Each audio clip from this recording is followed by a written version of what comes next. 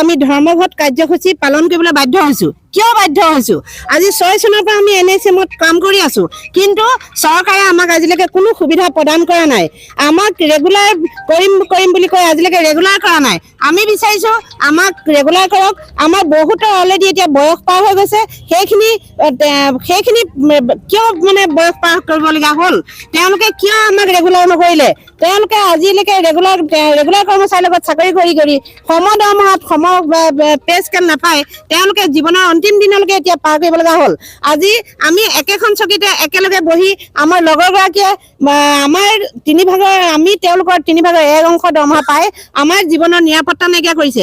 আমি আজি ভালকে থাকিব নোৱাৰিছোঁ। আজি আমি আমাৰ ল'ৰা ছোৱালী ভালকে পঢ়াব পৰা নাই। আমি আজি ভালকে খাব পৰা নাই। আমি কিয় আজি এনেকে বঞ্চিত হ'ব লগা হৈছে?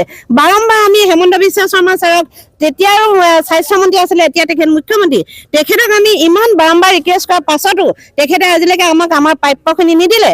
গতিকে ছাৰক আমি এই 3 দিনীয়া ধৰ্মঘট কাৰ্যসূচীৰ দ্বাৰা ছাৰক আমি জনাব বিচাৰিছোঁ, ছাৰ আমাক পে স্কেল দিয়ক। আপুনি 13 চনৰ গেজেটেড নটিফিকেশ্যন মতে আপুনি আমাক প্ৰদান কৰিম বুলি কথা দিছিলে। এতিয়াও আপোনাৰ ভিডিঅ' আমাৰ লগত আছে, কিন্তু আপুনি আজিও আমাক সেই প্ৰতিশ্ৰুতি ৰক্ষা নকৰিলে। এতিয়াও আপুনি আমাক সেই প্ৰতিশ্ৰুতি ৰক্ষা কৰক। আমাৰ পৰিয়ালসমূহ পোহপাল দিবৰ কাৰণে আমাক সুবিধা দিয়ক। আমি আজি এই NHM চাকৰিটো কৰাৰ পিছত আমি এটা বিগ জিৰ'লৈ ওলাই যাম, কিন্তু আমি ল'ৰা ছোৱালী কি দি যাম?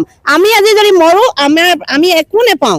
আমি মৰি গ'লে আমাৰ ল'ৰা ছোৱালী আজি ধৰফৰাই ফুৰিব লাগিব যে মায়ে এনেকুৱা এটা চাকৰি কৰিছিলে। কিয় আমাক এনেকুৱাৰ পৰা বঞ্চিত কৰিছে? ছাৰ আপুনি আমাক সমকামৰ সম দৰমহা দিয়ক, আমাক গ্ৰেচুইটি দিয়ক, আমাক পে স্কেল দিয়ক। এতিয়া ৰিচেণ্ট আকৌ 8 পে আহিলে, গতিকে আমাক তাকো সুবিধা প্ৰদান কৰক। আমি এইখিনি আপোনাৰ পৰা বিচাৰিছোঁ। আপুনি আমাক স্থায়ীকৰণৰ ব্যৱস্থা কৰক, তাকে অনুৰোধ জনাইছোঁ। আমি 3 দিনৰ যি কৰ্মসূচী লৈছোঁ, ছাৰ আপুনি আমাক তাত হাত পাতি লওক।